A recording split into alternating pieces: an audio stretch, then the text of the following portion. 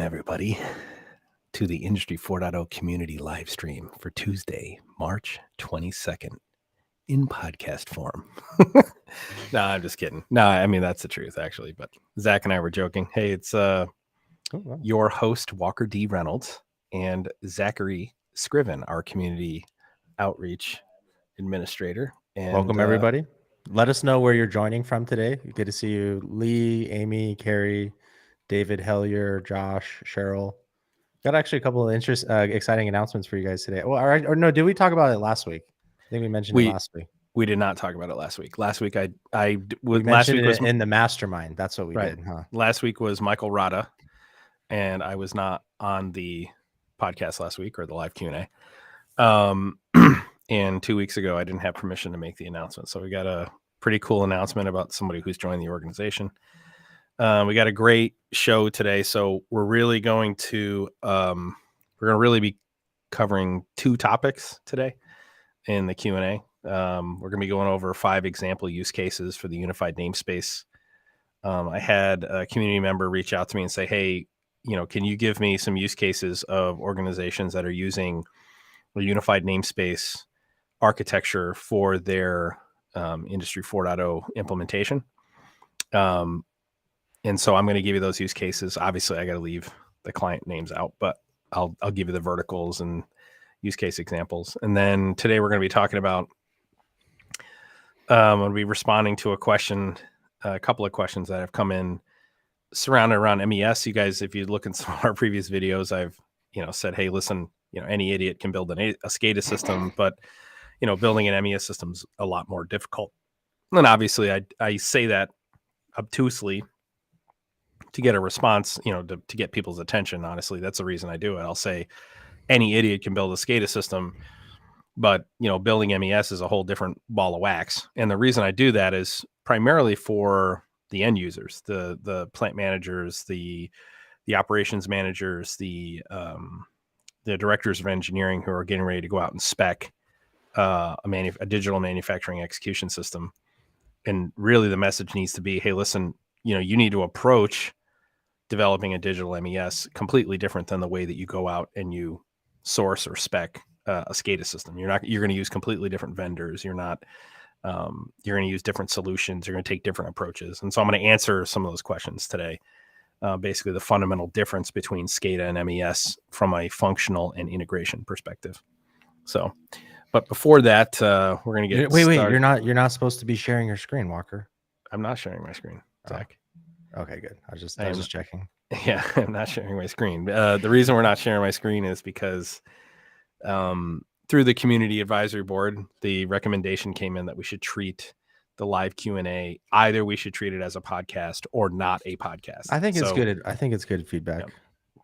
So we're going to treat it as a podcast. If we ever do share our screen, the sharing the screen will not be fundamental to getting value out of it. We'll say what's on the screen. Like today, we got some industry news for you. We got like some of Elon's tweets. Yep. In the industry news. So, does anybody have any questions before we get started? Anybody in the chat have anything they want us to answer real quick before we get started? So I'm actually going to tell a story while I'm waiting. So on the way into the office this morning, you guys may have noticed that in the YouTube channel, we started a new series called Industry 4.0 Talks, which is basically, we set up a camera while I'm driving into the office and I'll answer a question or talk about something that may have come up in a meeting that day, or, it's just sort of a stream of consciousness type video where we're talking about some subject in Industry 4.0. And on the way in this morning, I shot a video that you should be looking out for called Digital Strategy is the Starting Point. I want to talk a little bit about where that came from before I get started today. So I do a lot of consulting. So in addition to being, I'm obviously an entrepreneur and own companies and stuff, but that's not really my claim to fame. My claim to fame is as an Industry 4.0 architect. That's really my value to the automation market. So, but I do a lot of consulting, and by consulting, I mean, there's basically 3 types of consulting that I get hired to do. So the first thing I get hired to do is by OEMs. OEMs will bring me in to evaluate their products or to consult before they build a product. And how to, how can they develop their products to provide maximum value for Industry 4.0 implementations, right? Number two, I get hired by end users very often. I get hired as an end user by end users to peer review other integrators' proposals, other consultants' reports. That happens quite a bit. So like, clients will hire us to review roadmaps have been submitted by really large IT consulting firms. Right? And it'll be a 200-page document, and they'll ask me to peer review it and basically critique it. So kind of go through and say, here are the things that are missing. Here are the things that are right.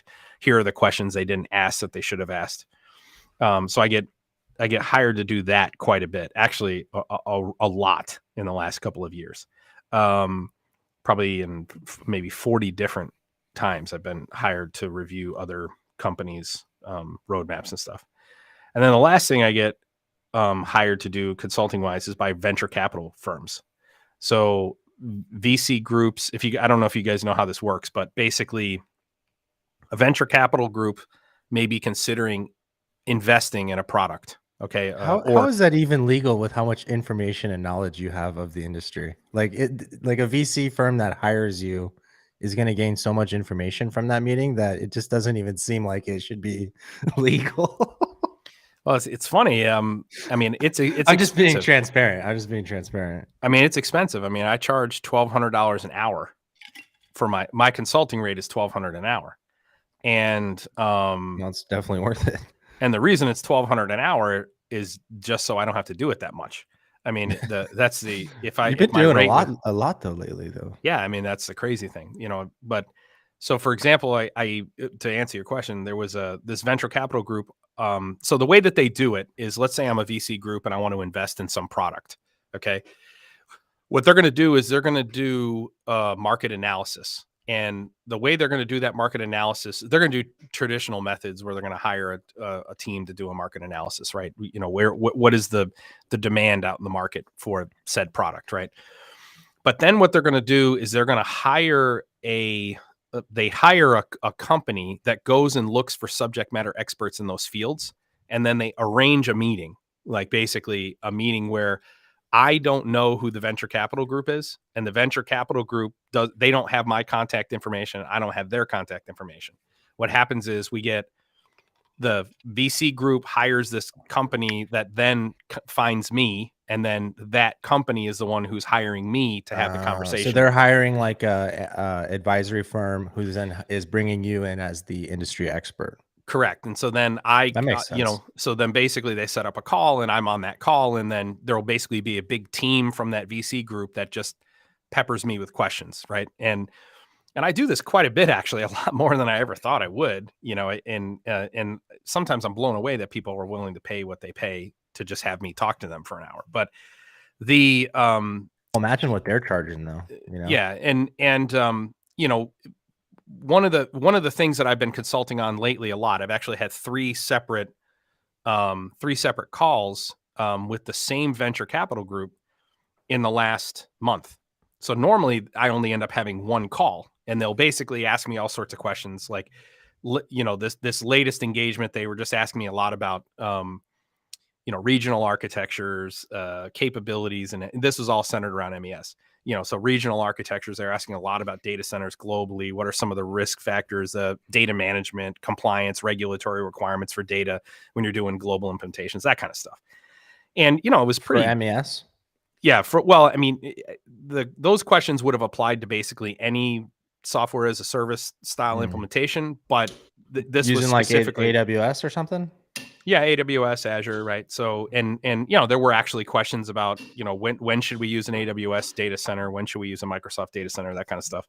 But my point is, one of the things that I get hired a lot to do is to do those types of things. Consult with companies who are thinking about doing acquisitions of other companies, or in this case, developing their own MES system from the ground up, and what things do they need to consider, even right down to pricing points, based on this region, how much did the average, manufacturer pay per asset for their MES system? That's a really common question, right? So I'll actually answer that one.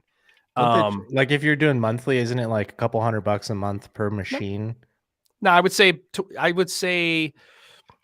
perpetual, it should be about $250 a month per asset. So say I'm buying my MES system, and I'm gonna pay perpetual and then 18% a year for the service agreement. You should expect to pay about $250 a month or $250 per year per asset. That's what you should per year. Okay, per year per asset, right? So okay. And then if you're doing SaaS, it should be about, in $100 a general, month. about 1/8. Generally in SaaS is generally 1/8 of whatever the perpetual We did get license a was. couple comments that came in, or actually one, which Richard Shaw already answered, but I'll first thank you for the efforts. I am a recently graduated industrial engineer, and my question is, what skills should I develop or courses can I take, as I am very interested in Industry 4.0?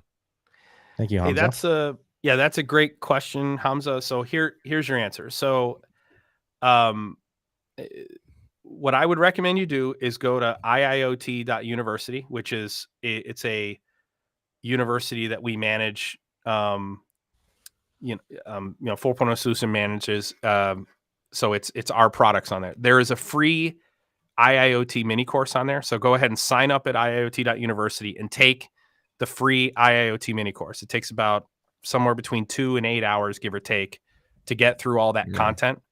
It's the foundational content for Industry 4.0.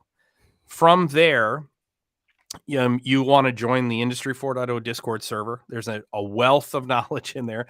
4,000 people, give or take, are in there that are all Industry 4.0 professionals. Many people just like you, straight out of college, are looking for guidance on their Industry 4.0 career. Additionally, we have a program called Mentorship, the Mentorship program, and in that program, anybody who's a member of the program, if you go in there, I think in module one of the mentorship program, there is a 1.5 hour session we went in through called Architecting Your Industry 4.0 Career. And it basically talks about all the prerequisites, the things that you should do, the skill sets that you're going to learn. And part of what we talk about in that Architecting Your Industry 4.0 Career is, even if you don't do it with us, even if you don't do it through our mentorship program, do it. These are the skills you're going to need to learn. Okay. And you're going to want to do them in this order, right? There is an entire curriculum that we have created that really is designed to digitally transform the controls engineer or the business intelligence developer into an Industry 4.0 professional. And it starts with that foundation, right, which is the IoT mini course. Then it moves into mentorship, which is all the technical skills. And then it moves into mastermind, which is teaching you how to lead those initiatives. But to answer your question, where should you get started? Just go to IIoT.university, sign up for the free mini course. You create an account, take that mini course, join the Industry 4.0 Discord server, get yourself introduced to people in the community, and then they can help steer you in the right direction based on the value that you're looking to get out of the community. Go ahead, Zach. Well, I was actually going to say, the free IIoT mini course is actually it's actually the one of the modules of the non-technical training from mentorship. So you get one of the, there's 5 core non-technical training modules that you get as part of the mentorship program. One of those is the IIoT mini course that you can just get alone for free. It's some of our YouTube videos. It's kind of compiled in a training video with 7 videos in a row, and you get a free certificate. So here's sort of the curriculum for the mentorship. This is sort of the order it goes into. So there's a welcome to the mentorship program, which contains the welcome. There was an initial orientation call, and then we had Architecting Your Industry 4.0 Career, and then we have a skills assessment as a part of that. Okay.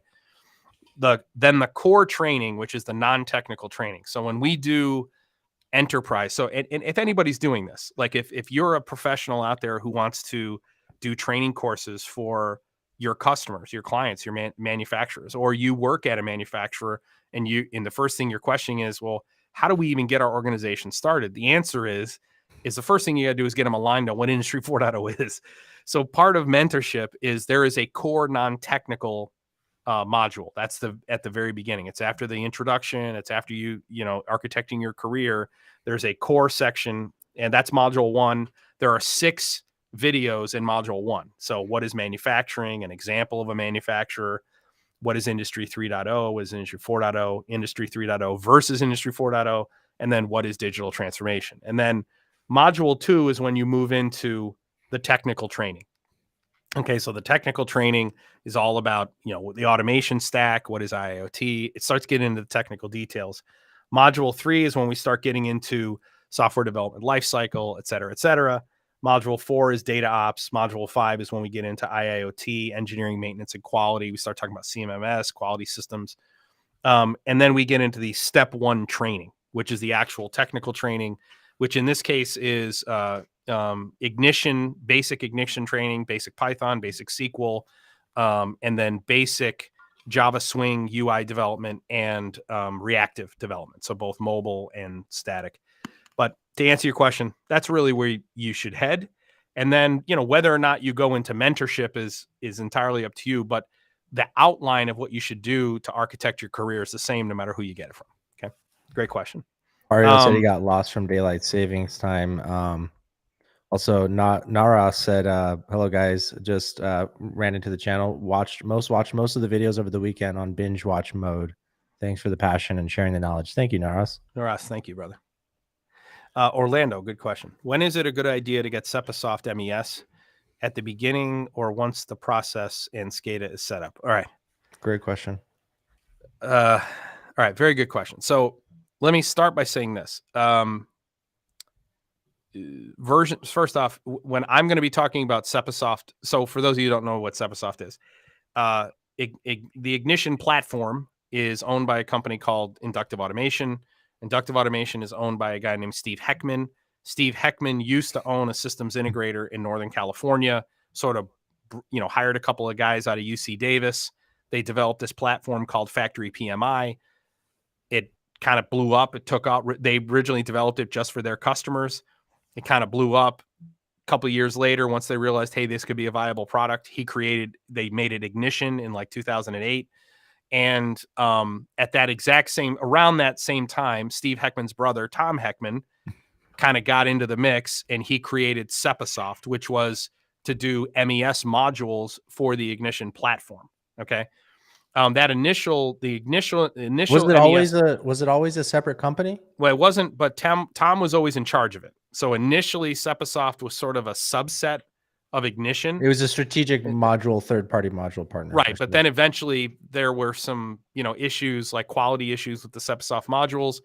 And I suspect, I don't know this for sure, but I suspect what it was Inductive Automation didn't, they've kind of felt like the SepaSoft modules were giving them a black eye sometimes. So they had them break off. So that was right around the time Cirrus also became like a strategic third party. Like SepaSoft used to just be able to get it right on Inductive Automation's website, and it was just very much like a sister brand. SepaSoft used to operate right inside of Inductive Automation. They don't do that. That doesn't happen anymore. No way. So then SepaSoft, there SepaSoft broke out. They became a separate company that develops MES modules, and they created OEE version 2. So they had OEE version 1, they created OEE version 2, which was a great improvement on the version 1 modules. We actually have done a lot of projects in version 1. You could build some really great systems in version 1, but you really needed to know the pitfalls to avoid. And in fact, aren't they on version 3 now? Well, sort of. I mean, it's still the OEE. V2. It's still the V2 core though. So the way that the underlying master data model that they built for version 2 is still in place. So here's the answer to your question when it comes to SepaSoft. When you should use SepaSoft MES. When you're reverse engineering. Yeah, we don't use SepaSoft's modules anymore. We haven't used SepaSoft's MES modules in about 4 years, I mean, literally like after V2 came out, there was a, what ended up happening was we developed our own MES system in Ignition called MES 4.0. What actually wasn't in Ignition, it was separate, and Ignition sits on top of it. Factory Studio steps on top of it, right? And our recommendation to most people, based on most use cases, is you are better off building your MES solution than using an off-the-shelf MES module. Now, even if that means you have to maintain the code base and you're sort of becoming like software developer. Right, exactly. Here's the point. For any off-the-shelf MES solution, we have a new series coming out all about MES. Okay, in mentorship and mastermind, we're actually going to be doing this training. That's a big piece of mentorship for this year is talking about the MES functionality, how to build a MES system from scratch. Whether you buy something off the shelf or not, whether you're using Sepasoft modules or not, you're going to write a ton of code. You're going to write a ton of code. It's primarily on the business connector side. So, and we'll get into this. MES is not like building SCADA. It's completely different. We're going to talk about it today. Why is it different? I'm going to answer these questions. Why is it so drastic? And I'm going to use exact, use cases. Go ahead, Zach. Sorry. No, you made me think of a call I was on earlier, and this client was having like trouble running into the ERP connection with SAP. And I was like, yeah, like actually that's literally what we talk about in all of module 2 of Mastermind, integrating ERP. SAP is one of the biggest generalist ERP systems. And then I was like, I think in this case, we would recommend, Walker would say, leverage the business connector module from Sepasoft, the one that was developed like by was it 4IR or I4R or whatever. 4IR. Something. He's a former SAP guy. Exactly. You would recommend using that module to connect to SAP for that client? Yeah, I absolutely would. So here are my favorite modules from Sepasoft. So number one, the business connector module, and then the SAP business connector. Those are the two most valuable. In my opinion, there's two different ones. Yeah, two different. They have the business connector, which is sort of a generic connector that allows you to map. You can Mac B2ML map or XML or into a tag namespace in Ignition. That's dope as shit. And then SAP is all about being able to unpack a BAPI from SAP, and you can map it into your Can you essentially namespace. Does it map the whole SAP namespace into the unified namespace? There's anything that the BAPI exposes to you. So anything that the business API exposes to you, you can map into Ignition tags. And the other, why would you not want that though? Why would you not want that? I couldn't imagine a scenario where you wouldn't. Okay. Number two, because that's what I recommended. That's what I said to that client. Yeah, there's a web development module that Sepasoft also makes. So Ignition makes a module called Web Dev, which is a really stripped down web dev module that allows you to, do post and get from APIs. But Sepasoft makes a much more a more robust web dev module that allows you to, consume SOAP calls, decipher SOAP calls, and REST. I really love that module as well as too. I want to answer Orlando's question, but though, let's assume we're going to go ahead and use the Sepasoft MES modules. When's the best time? OE downtime. Yeah, when is the best time to get them? At the beginning or once the process and SCADA is set up? The answer is at the beginning. And I'm actually going to answer your question in more detail, Orlando, here in the end. One of the questions is define all the assets. Yeah, you're there, and not only that, there are attributes that you are going to want to have exist in the process and at the SCADA layer that you really need to have the Sepasoft modules in hand so that you can define those attributes before you implement them in the process and in supervised control data acquisition. Okay. We had another couple more questions. Hold on. I want to answer Kirthana. Yeah, that's what I was saying. How much time do you take on site approximately when you're setting up a broker for the first time in a plant? That's a great question. And ironically, we rarely go to the site to do this. So here's sort of how we implement. Okay. Let's say we're going to set up a broker in a facility. We use a Tossibox VPN. They're behind me. You guys Zach will put the link for Tossibox in the chat. We use the Tossibox industrial VPN. In our opinion, they're the best VPN, industrial VPN on the market in terms of just capability, throughput, but also just ease of use. We will set up the VPN here in our office, and then we ship it to our client. And it's really basic, really simple. Plug the LAN onto the process network side, wherever our broker server is going to be, and plug the WAN and give it internet access, and we'll be on the network. It's that simple. And then we will set up the broker remotely. Generally, we're spending 90 minutes start to finish doing broker installation, configuration, and security setup. Good question, though. Are you using like a generic Mosquito broker to start out with, or are you recommending like someone start out with like a enterprise Hive MQ or EMQX enterprise broker? Depends on what we're doing. So let's say we're doing a localized proof of concept, then we're almost certainly going to use Mosquito, just because why not? It's easy, and we know we're going to scale up at some point anyway. What do you run it on? Generally run on a Raspberry Pi. We'll run Mosquito on a Raspberry Pi. Okay. Say it's a localized POC. Should run it on the EasyVPN IOX1 hardware. Assuming it's there, then. But the other thing is, I'll run the broker on an Opto 22. I mean, we'll run the broker. Anything that can run a broker. Yeah, anything that'll run a broker. But most of the time, let's say I'm doing a POC, we're gonna run it on a Raspberry Pi with a container or something. Say I'm doing something. Let's say I'm doing something on a higher scale. Then I mean, listen. We've said this before. I'll say it again. The best broker on the market is EMQX. There are great brokers out there. The big three, though, between EMQX, HiveMQ, and Vern, EMQX is number one, HiveMQ is number two, and Vern's number three. Orlando said, do you start training with Ignition because Frameworks is harder? It's a good question, Orlando. So why do we start training with Ignition? And the answer is this. Ignition is easier. Yeah, what it is we say this all the time when it comes to IIoT platforms. Back in the day, I've been using Ignition since really 2008. I've been using it. Our teams have been using it in, say, more than 90% of our applications since 2012. 2012 was when Zach and I, it was 12, right? Or 13? 12, 13, yeah. So Zach and I met back in 2012, 2013 on this. 2013 was the first ICC. That's when Inductive University was launched. Right. But you were on one of the first panels. You were the very first person to complete Inductive University. So Zach Scriven has the very first person to ever complete Inductive University.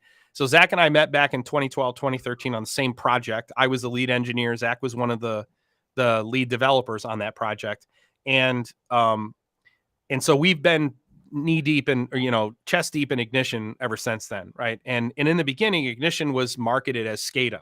And I used to go to Inductive Automation. We go to Folsom, go to ICC every year, and I would beg them to stop calling it SCADA, because it's not SCADA. It's a rapid application development environment. So it is a platform for solving problems, just like Frameworks is, okay? The difference between Frameworks or Factory Studio, they're the same thing. The difference between Frameworks or Factory Studio and Ignition is that there was a follow-up statement I used to use with Ignition, and that is this.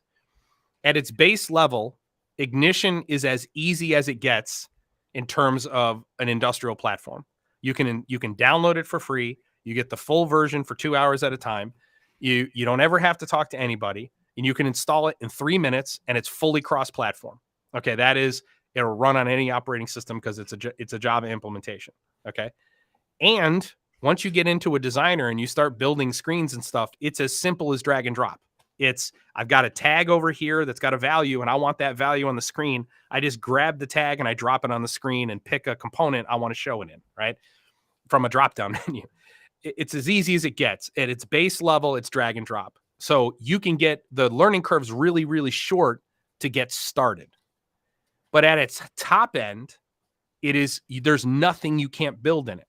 There's nothing you can't do in the platform, okay?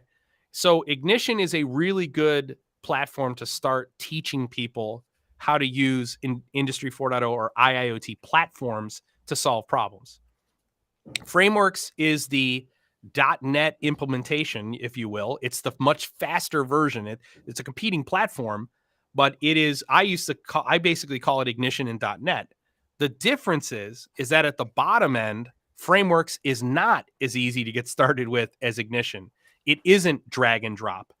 And the difference is projects have to be compiled. This is the fundamental difference. The projects have to be compiled before they are run in the runtime, whereas in Ignition, they don't. Okay, because they're Java. All right. So to answer your question, we start with Ignition because it has the shortest learning curve initially. But Ignition falls short in many applications.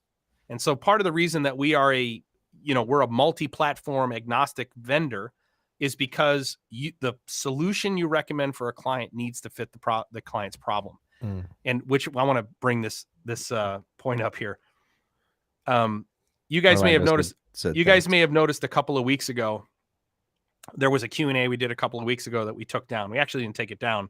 We just put it behind our wall. We didn't make it public. And it was because there were a couple of things that I said in that Q&A that I didn't feel right about. And I was like, well, and we weren't supposed to screen share. And yeah, we weren't supposed to do a screen share on it and all this stuff. So and one of the things that I said in that Q&A was I made a prediction about what I thought might happen with inductive automation in the next 2 years. That I believe that fully. It's just I didn't necessarily think that prediction should be public, right?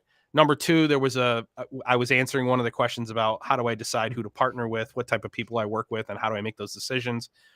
And I used an example of a specific person I don't work with, and the company that he's with, I don't work with them at all, and why.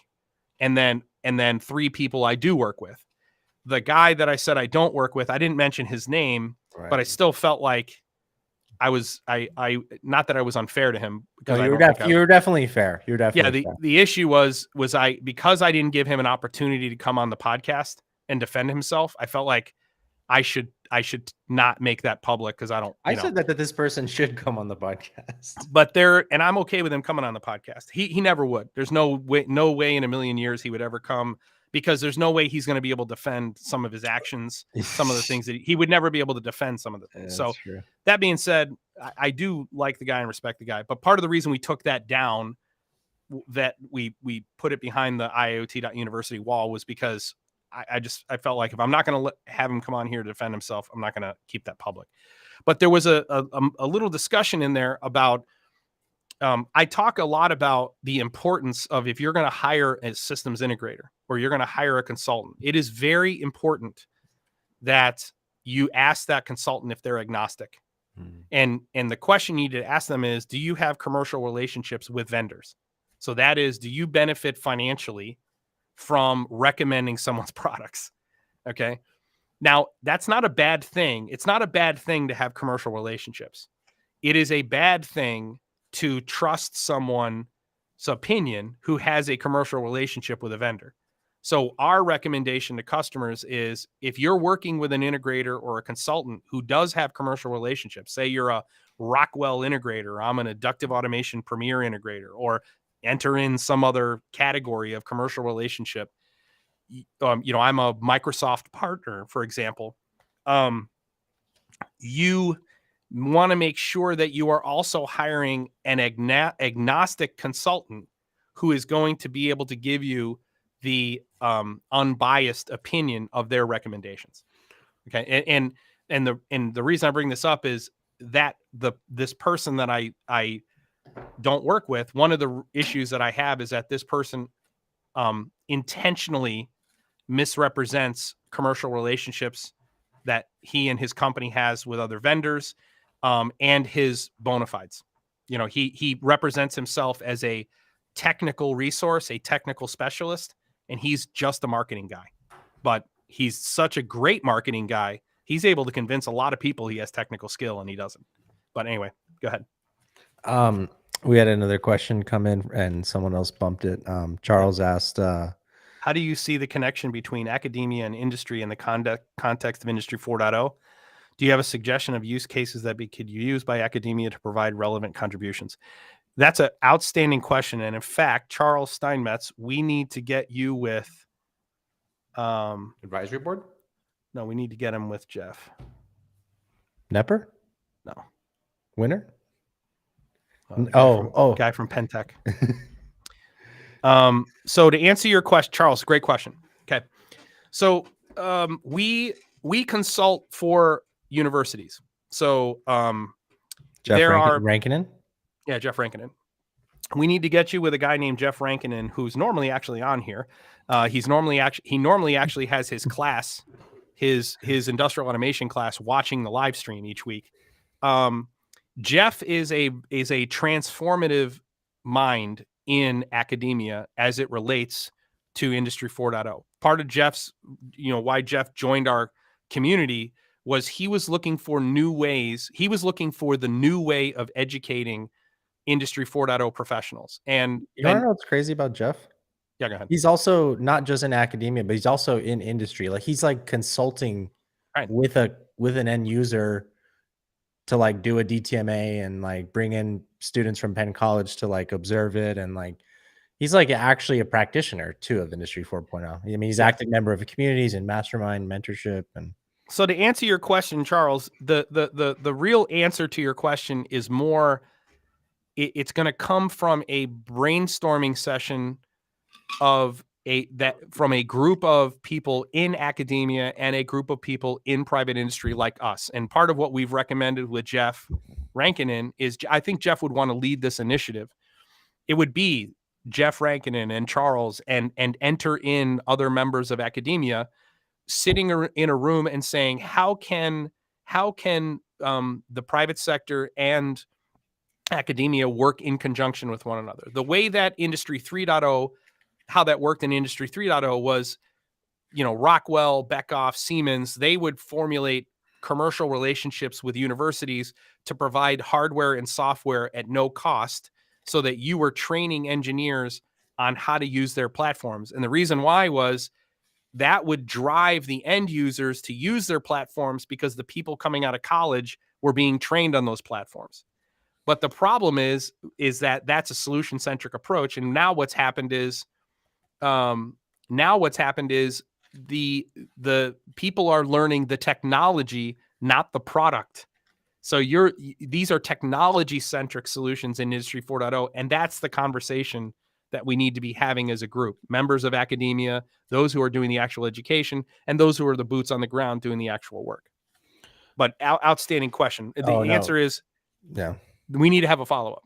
Matthew Kendall said, any system integrator that has a Rockwell toolkit has a commercial interest with Rockwell. How would an SI business do without a toolkit, aka Rockwell integrator? That isn't true. We have a Rockwell toolkit. We have no commercial interest with Rockwell. We pay full price for the toolkit. We get no discount. Said I agreed with what Walker said about Rockwell. Even I'm working at a Rockwell distributor. So Matt Kendall, we have a Rockwell toolkit, and we do not have a commercial interest with Rockwell. And in fact, Rockwell does not like. I mean, obviously, Rockwell doesn't like me. But if you didn't have the toolkit, you would not be able to service a Rockwell PLC client. Not true. Not true. What you're going to do is partner with a vendor who does. You're going to partner with an integrator who does. And part of what we did strategically initially. So I'm glad Matt asked this question. I had a previous relationship with a Rockwell distributor in upstate New York when I was, or in New York while I was here in Texas, once I created my company in Texas. And I leaned into that relationship to get assistance behind the scenes.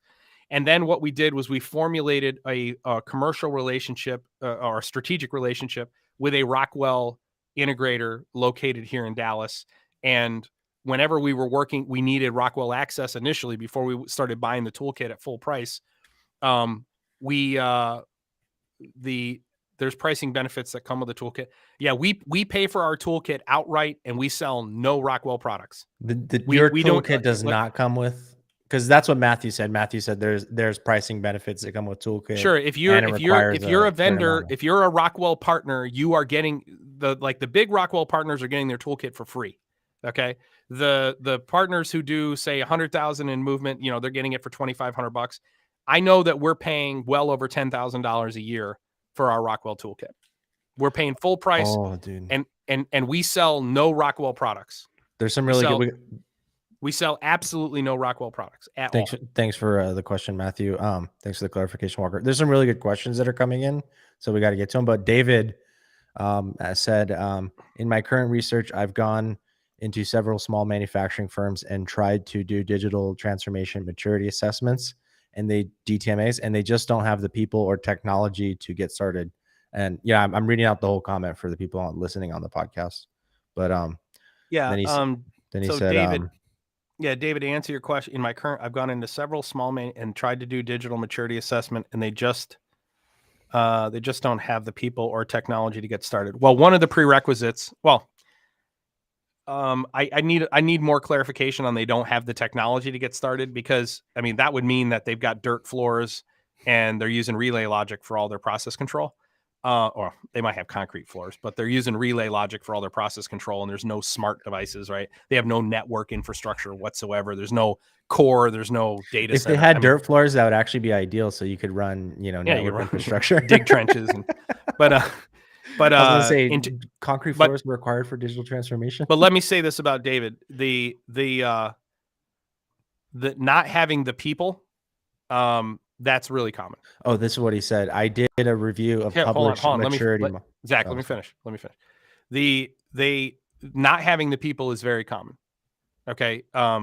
Here's and we shot a video on this. I think it was the state of industry is changing or whatever it was, and I did this whole thing where I was talking about why manufacturers do fall behind in Industry 4.0, and it's because in order to, let's say you wanted to hire me, or you wanted to hire me or Zach to work for your manufacturer, you would have to pay us more than the executive vice president of that manufacturer to recruit us. Okay. I mean, I was making over $600,000 a year in 2014 when I worked for another integrator. I didn't even own the company, and I made $660,000 that year. And you'd probably have to pay me a little bit more too, because Walker has FU money, but I don't yet. So the point is that the manufacturer can't afford most of the people. So what do we look for? Here's what you're looking for.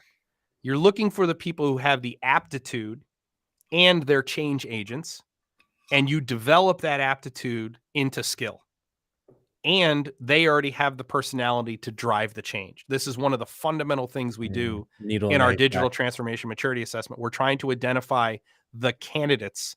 But one of the things we'll say is if you don't have people, you're going to have to add them, and we're happy to help you find them. This is why Luke does the not integrator model, incubator model, because they don't have the people. So it's an in-house thing.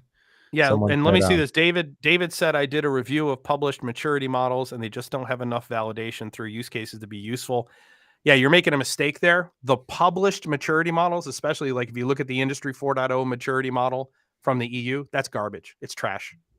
That isn't actually how digital transformation takes place. It was just it was a maturity model that a committee pulled literally out of their ass. Just like the 6-foot social distance, they literally pulled the maturity model out of their ass. Omar That's why here, I'll read the questions, Zach. I got them. We have a bunch of Topic said, I agree, Walker, about Rockwell, even though I'm working at a Rockwell distributor. Omar said, how can I market for an Industry 4.0 idea? The answer is it depends on what the idea is. My question is, or my question to you would be, Omar, or my recommendation is, in all marketing, this is how marketing has changed. Okay, this is how business development has changed in our industry as a function of Industry 4.0. You sell value. Values. Okay, you sell value. Oh, well, you work with people based on common values, but you sell value. The idea that you are going to sell features and benefits of a thing. Okay. And then you're going to overcome objections and always be closing and ask for the sale. And if you're not in business development, you don't know any of these terms, but these are common sales tactics. That shit went out the window. You sell. If there's real value, then the customer would be stupid to say no. When you sell value and the customer does the close for you. So when the customer is the one who says, what are the next steps? What are the next steps? You don't go, hey, what do you think? Are you interested? Are you ready to move on to the next steps? In our industry, the customer is the one who closes. Okay. So to answer Omar's question here, how do you market an Industry 4.0 idea? What you do is you quantify the value of your idea, and then you sell that value through digital media. You demonstrate that value through digital media. It's that simple. Matt Kendall, there's pricing benefits. Okay, Scott Phillips, I'm seeing more Industry 4.0 in a box offerings, AWS, Ignition, Opto, and MQTT, or similar tech stacks. Do you think these are a good starting point for small, medium manufacturers to get started? The answer is it's funny you said this. We're just Zach talking and I, about this. we literally just talked about this last night. Okay, literally just last night. So here's the answer. The answer is yes, they are a good start initially. So, and when I say initially, I mean for the first 12 months. But you're going to go into those Industry 4.0 in a box engagements and make major modifications after 12 months. And you should be familiar with this. There's a concept called land and expand in digital technology. And the idea is to get your solution into a customer either for free or as little as humanly possible. Or even paid. I'll pay you to try the software. Or I'll pay you to let me install my stuff there. You get them hooked and then you expand. Okay. Industry 4.0 in a box is a combination of here's a suite of products that are going to give you a technology driven solution and land and expand all in one. So there was one we were reviewing last night. I don't know if it's fair to even bring it up, but actually let's go ahead and do it. 4IR. So the company 4IR is offering, go ahead and make sure you link it in the chat, please. Yeah. They have the hosted ignition. Yeah. So right? 4IR is offering essentially a hosted ignition solution. So that is, and there's no commercial relations. It's not sponsored. Yeah. We don't have any relationship with them in any way, shape, or form. I've had one call with the owner of 4IR or whatever. And that was on the SAP Business Connector. They were part of the team that helped develop the SAP Business Connector with Sepasoft. They have a SaaS model ignition server thing. You pay $1,900 a month for your server. It includes your ignition license, all the upgrades, they maintain it, all that stuff. And Zach was asking me, he's like, hey, this looks really interesting. Do you think, this is valuable? And I said, well, yeah, it's valuable for the first year. But after the first year, as you get through many more iterations, it's going to be you're going to want to go regional, and their architecture may not support the regional architecture for your global enterprise. Correct. And by the way, you're basically paying them $1,000. I mean, they're making $1,000 a month on it. It's like DigitalOcean versus AWS or something. Yeah. Oh, Richard Shaw. I call that rectally derived. Yes. Thank you, Richard. Let's say what David said. They don't have any communication between layers or anyone that knows all the layers. I wanted to do a shop floor, but I ended up doing a business level energy management digital twin. Here's my point, David. That's good. You provided value where you could provide value, and that needs to be the first step if you're trying to quote unquote sell digital transformation. But your customer needs to understand that the real value is going to be unlocked once they connect the plant level equipment to the enterprise level digital twin that you did. Yeah, let's do Sanjiv Kumar's question. You usually talk about factory floor integration with the cloud using MQTT Sparkplug. Why not OPC UA AMQP? Okay. Are we being trolled here? Yeah, we're definitely being trolled here. Okay. I mean, I've definitely done this one a million times. I'm just kidding. Yeah. We welcome all the questions. Here's why. The OPC UA AMQP integrate stack is not part 14 fully compliant with OPC UA. That is pub sub. And really, if you're going to say, hey, let's do OPC UA AMQP, what you're saying is, why don't we do an OPC UA server with an Azure stack? That's what you're actually saying. You'll do OPC UA at the plant level. Of course, you'll do OPC UA at the process level, right? But to answer your question, that's a longer discussion. But at the end of the day, that is not truly edge driven. It's not truly report by exception, and it is definitely not lightweight. To answer your question, but there are some use cases, Sanjiv, where that would be an appropriate architecture, say up to the plant level. So OPC UA, AMQP, say to the data center at the plant, but going out of the plant, that's not going to make a lot of sense. All right, let me get to my MES conversation. Sorry, man, that was 50 minutes of No, I gotta switch over here. So, Okay. all right. So what I think what we'll do, Zach, because I only got 10 minutes to do this. Do the industry updates for sure. No, we'll do industry updates next week. Let me, Okay. because I said that we were going to do this MES, and I want to make sure. Oh yeah, we got to answer the 3 questions because I sent an email out. You guys should be Yeah. getting emails with the weekly topics of the live Q&A. So if you're not getting that, make sure to look at like if it's going into the wrong spam folder. Make sure to mark it as important because these 3 questions you should have received an email with what the topic of today's session is. All right. So a couple of questions that came in. You know, I prefaced at the very beginning of the stream. We'll probably go maybe 5 minutes over today, guys, because I need 15 minutes to do this. So I make the comment that any idiot can build a SCADA system, but building MES is much more difficult. And I'm actually going to talk about why today. So I got a bunch of questions where somebody was saying, you know, what is the fundamental difference between SCADA and MES, both in functional and integration terms, right? So from a functional perspective, and the reason I'm answering these questions is a huge piece of our mentorship program this year and our mastermind program this year, especially over the next 6 months, give or take, is going to be manufacturing execution systems. Okay. And I'll have Zach link the video in the comments down below where I talk about, you know, what is MES. And, you know, MES is not a solution. It is your manufacturing execution system is going to be defined by you. You are going to pick and choose a series of capabilities from a list of like 100 possible capabilities in an MES system. Okay.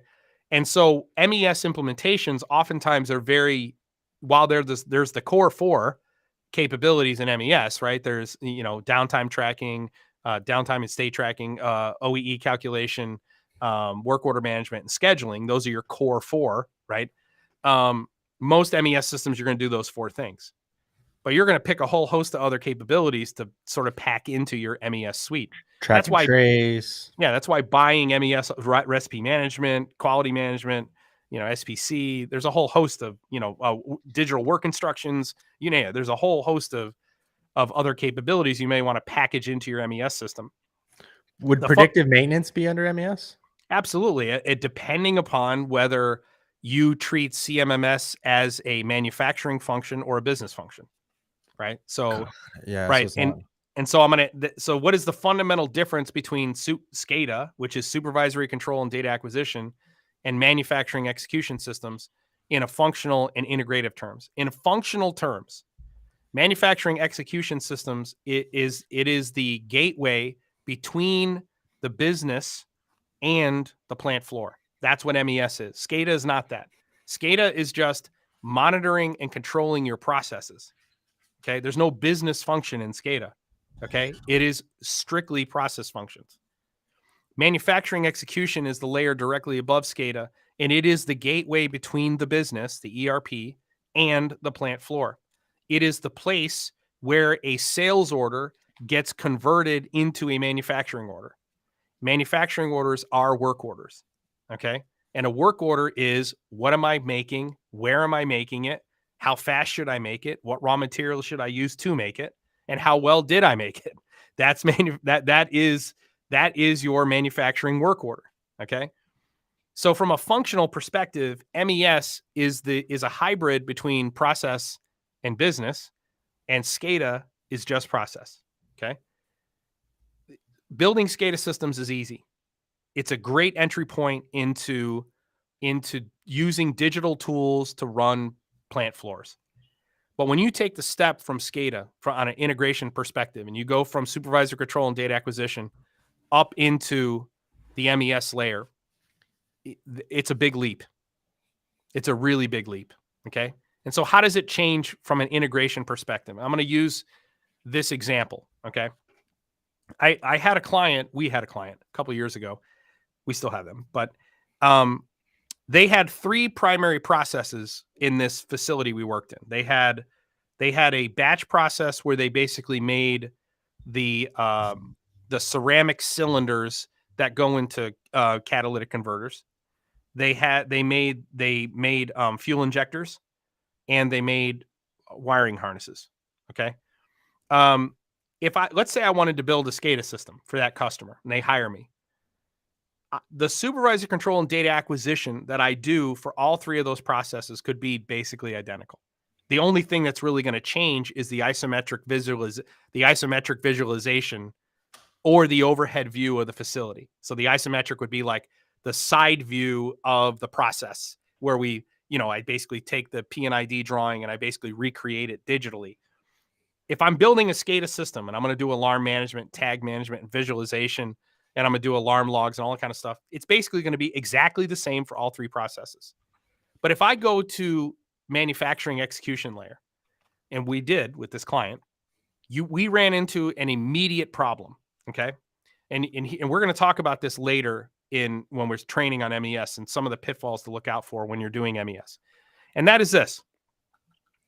The batch process that we talked about, where they basically they had a batch where they pressed this big, huge, long log, and then they dried it, and then they cut it to length, and then they palletized it. There were 4 cells in that process. So the production line was all 4 cells together. That process took about 2 hours to run. So you would have multiple work orders running on that production line at the exact same time. Okay, so that is, I could have a log at the end of the process that was for the previous work order, and I could have a new log at the beginning of the process that's for a brand new work order. Okay. Now, those of you who build manufacturing execution systems out there, like the Mario Ishigawa's out there, he's an MES guy. There are other MES guys here. Those of you who do MES know that is actually really hard to pull off. To have 2 work orders running on the same production line at the exact same time, and to be able to attribute the counts, the states, and the waste to the correct work order. That is really, really hard to do. On the other 2 production lines that they did, where they made the fuel injectors and where they made the wiring harnesses, you never had more than 1 work order running on a line at any given time. Now, how is that even possible? Well, because the process was so slow. It's like if it takes making the same product for both work orders. Well, no, because you could drop a different batch mix, right? You could mix a different recipe. While the log is going through the downstream process, you could be mixing a different recipe for the next product, and that's a different work order, different SKU. So you're setting the work order per cell, not per the whole line. So what was the solution there? And I'm not going to tell you what the solution is that we did. I'm in mentorship and mastermind. We're going to do that because it's probably going to take an hour to explain it. But that's crazy, actually. That's crazy. Yeah, basically we'll go through and we'll show you, how we jump that hurdle. But here's my point. My point is that the person who built the SCADA system for those 3 production lines, okay, might be an incredibly gifted SCADA developer. Okay, may be really, really good at acquiring data, parameterizing that data, applying alarms to that data, building visualizations, using ISA 101 to build their visualization, the ISA 101 layers for your visualizations and your UI. They might be excellent at that. And you take that person and now you say, hey, you're engineer so-and-so, you're on this we're doing an MES project for this customer. And the second he gets to that first production line, or maybe he does the fuel injector and the wiring harness first, where there's only 1 work order on the line at any given time, and you train him how to do it, and he's fine. He'll be able to do it, right? And then he gets to this hurdle. And by the way, I have seen many, many engineers crash and burn in that use case. Crash and burn. Now, let me finish, Zach. Let me finish. Yeah. So MES is a completely different ball of wax. It's a totally different ball of wax. The way that you attack problems is a function of the capability that you're developing at any given time, whether I'm developing digital work instructions, whether I'm developing recipe management. I mean, hell, we had a client one time who, recipes, they had recipe and formulation, right? And the recipe is the definition of all the things that needs to go into making something and all the set points on the machine for how to make it. Well, the way that this customer did it, the way you normally do it is process engineer defines a recipe. You download the recipe at the machine. The operator does all the set points. The operator mixes all the stuff together, and then they run it. And then if something goes wrong, they go back to the process engineer, and the process engineer makes an adjustment to the recipe, and then approves that recipe and releases it, and now that's the new version. We had a customer who the operator is the one who did that. The operator's job was to make the adjustments, create the formulation, and whatever the last formulation was I did. So this is the recipe definition. This is the actual that I did. This actual now becomes the latest recipe. Just that one little change throws a complete monkey wrench into the complete implementation. 100%. So the point is that MES is incredibly complex to integrate. And anybody who says, oh, I can do MES because I do SCADA is full of shit. There's no guarantee you can do that. And unless you've been doing manufacturing execution systems for some time, what I just said to you is going to mean absolutely nothing. But when you go do your first enterprise class MES system, you're going to come back and send me a private message and go, oh my God, you were so right. So I want to answer two more questions that came out of this much short. So one of the other questions was, how is PLC programming different when you're developing with MES in mind? The answer is, when you develop a PLC program, the only thing you're focused on is functional specification and control theory. Real quick, Jeff Rankinen joined the call. Hey, Jeff Rankinen, hello from Penn College. Hey, Jeff, there's a guy in the chat here that you're going to want to get with. His name is Charles Steinmetz. He asked a question about Industry 4.0 in academia. I gave an answer and referenced you guys. I think maybe the three of us should have a call. But anyway, just go ahead, and I would make a point to go back and rewatch. I think that his question was about halfway through the stream, but there was a question about Industry 4.0 in academia, and I actually brought you up. So how is PLC programming different when developing with MES in mind? Well, when you're developing only for process control, only the plant floor stuff, so that's SCADA and down, you're only concerned with function and control theory. That's it. But when you're developing for MES, there are other things you need to take into consideration. Like, for example, a PLC programmer who writes programs for machines that are going to be part of are going to integrate into an enterprise MES system, they have to write line registers. They have to write line state registers where they have to take all the possible conditions. A second part of the control theory is, what is the state of our control if we're not in control? So if we're out of control, that is, when we're not operating the way we're supposed to be, we have to define what our state is. And how do we take all the possible conditions in my program and build a state register that will inform an external application what is our current state and why, so that we can track that. So that's how it's different for a PLC programmer. There are a whole bunch of other implications, but in a nutshell, that's how a PLC programmer who builds machines that are going to integrate into MES systems is different than a PLC programmer who's only building for process control. Go ahead, Zach. Spare parts. A PLC programmer that's developing with MES in mind is going to have a spare parts array inside of the PLC, so the CMMS system can know exactly the list of spare parts that machine even needs. And they're going to be able to consume that spare parts list from an infrastructure. Here's the other thing. When it comes to CMMS, there are definitions like asset IDs.